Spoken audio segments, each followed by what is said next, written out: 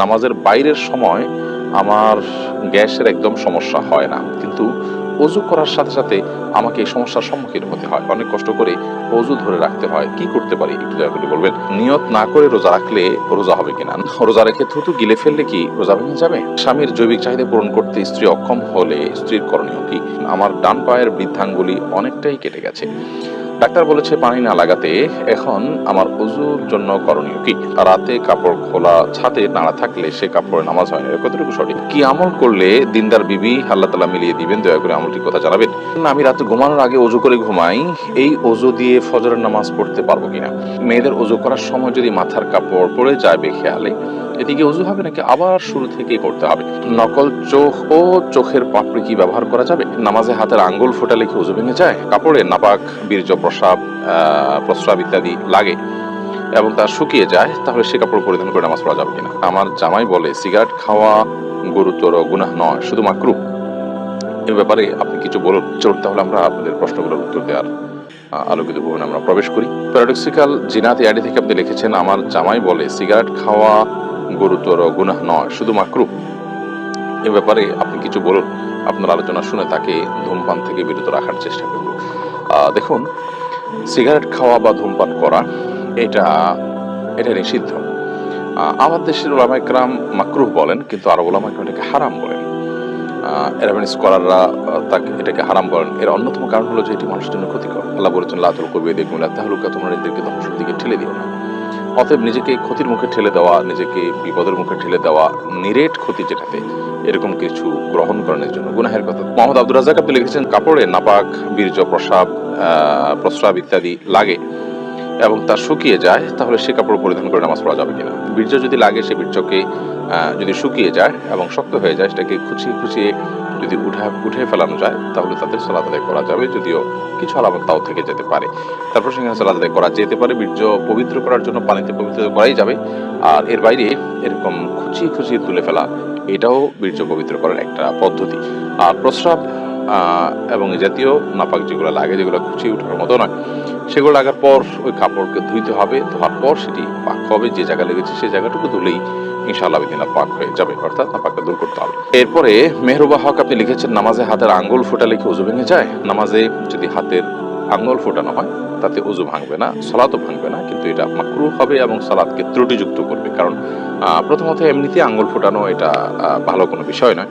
দ্বিতীয়ত সালাতের মধ্যে যেটা করবেন সেটা আপনার সালাতের যে খুযু আছে, সে খুযুর খেলাফ হবে।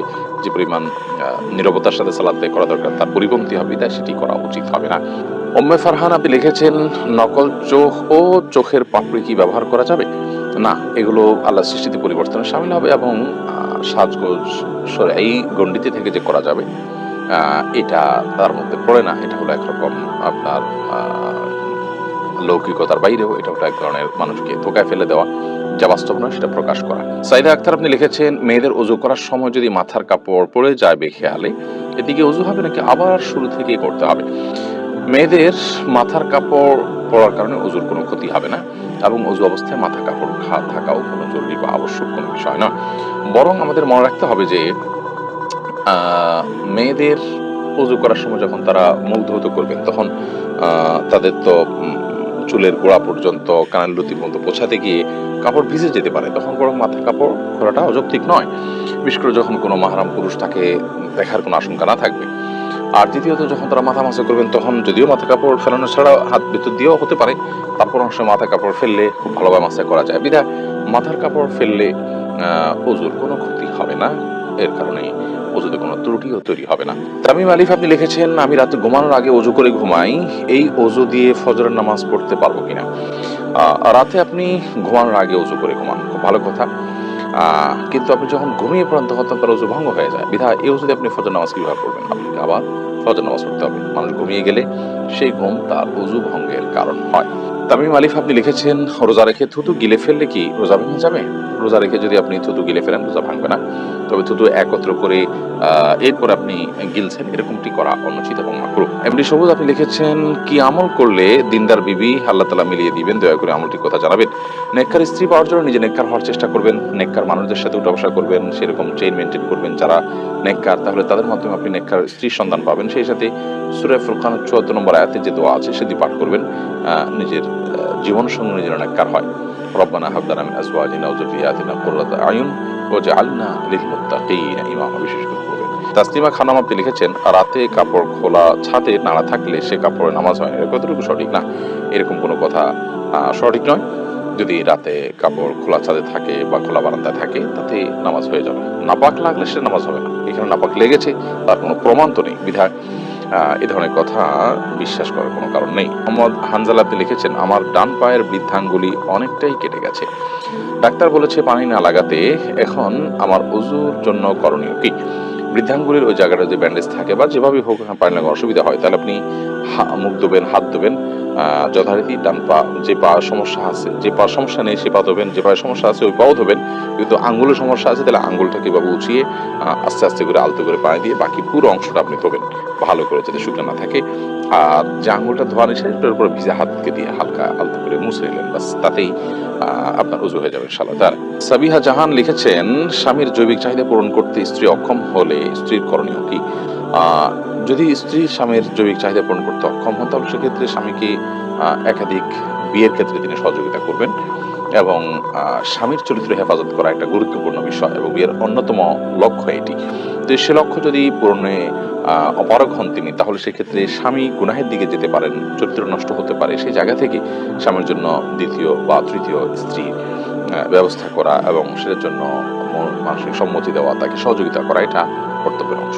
এমনি আমির হোসেন আপনি লিখেছেন, নামাজের বাইরের সময় আমার গ্যাসের একদম সমস্যা হয় না, কিন্তু অজু করার সাথে সাথে আমাকে এই সমস্যার সম্মুখীন হতে হয়, অনেক কষ্ট করে অজু ধরে রাখতে হয়, কি করতে পারি একটু দয়া করে বলবেন। নামাজের বাইরের সময় গ্যাসের সমস্যা হয় না, কিন্তু নামাজ দাঁড়ালে শুরু হয়ে যায়। এটা কোনো দুষ্টজিনের উপদ্রব কিনা, লাগমাজিগির কারণে কিনা সেটা আপনার দেখা দরকার এবং সেটার জন্য আপনি রাকিদের শরণাপন্ন হয়ে ট্রিটমেন্ট করা উচিত, বিশেষ করে কোরআন কারীমের তেলাওয়াত জিকির পরিমাণ বাড়িয়ে দেওয়া উচিত। কিন্তু সালাতের মধ্যে আপনাকে উযু ধরে রাখতেই হবে, কারণ উযু আপনার ছুটে গেলে আবার নতুন করে উযু করে আপনাকে সালাত আদায় করতে হবে। এমনি কারাম হোসেন আপনি লিখেছেন, নিয়ত না করে রোজা রাখলে রোজা হবে কিনা? না, নিয়ত ছাড়া কোনো আমল আল্লাহর কাছে গ্রহণযোগ্য হবে না। ইন্নামাল আমালু বিন্নিয়াত, বিধায় আপনি সারাদিন না খেয়ে থাকলেন এবং না খেয়ে থাকাটা হয়তো আপনার গ্যাসের কারণে, অসুস্থতার কারণে, কিংবা কোনো ডায়েট করার জন্য, কিংবা খাদ্যের অভাবের কারণে আপনি না খেয়ে থাকছেন। তো এই না খেয়ে থাকাটাকে আপনি ইবাদত হিসাবে গণ্য করতে পারবেন না এবং এটা হিসাবে গণ্য হবে না যদি আপনার মধ্যে রোজার নিয়ত না থাকে। হ্যাঁ, আপনি যেটাকে যথাসময়ে রোজার নিয়ত করেছেন, দুপুরে 10টা পর্যন্ত 9টা পর্যন্ত আপনি খান নাই, এরপরে আপনি নিয়ত করেছেন ঠিক আছে আজকে তাহলে আমি রোজা রাখলাম। এই যে নিয়ত করলাম, রোজা রাখলাম, যে আমি না খেয়ে থাকছি আল্লাহকে খুশি করার জন্য, এটি একটা ইবাদত, সেই হিসাবে না খেয়ে থাকছি, তাহলে সেক্ষেত্রে আপনার সওয়াব হবে। এমডি শরীফ এবি আইডি থেকে আপনি লিখেছেন, আমি একটু মোটা হওয়ার কারণে ওয়াশরুমে হাই কমোড ব্যবহার করতে হয়। হাই কমোড ব্যবহার করলে অনেক সময় সেই কমোডের পানি শরীরে লেগে যায়। এখন কি শুধু পানি দিয়ে শরীরের ওই স্থান পরিষ্কার করলেই শরীর পাক হয়ে যাবে? প্রথম কথা হলো যে হাই কমোড ব্যবহারের সময় যদি নিচ থেকে পানি উঠে তাহলে সেক্ষেত্রে নাপাক আছে, সেই মিশ্রিত পানি ওঠার কারণে সেটা শরীরে লাগলে অবশ্যই নাপাক হবে। সেখানে আপনি স্প্রে দিয়ে যদি ধুয়ে ফেলেন ওই জায়গাটা, তাহলে সেক্ষেত্রে আপনার রানে বা যেখানে পানি লাগলো সেই জায়গাটা ধুয়ে ফেললে আপনার পাক হয়ে যাবে, কোনো অসুবিধা নেই।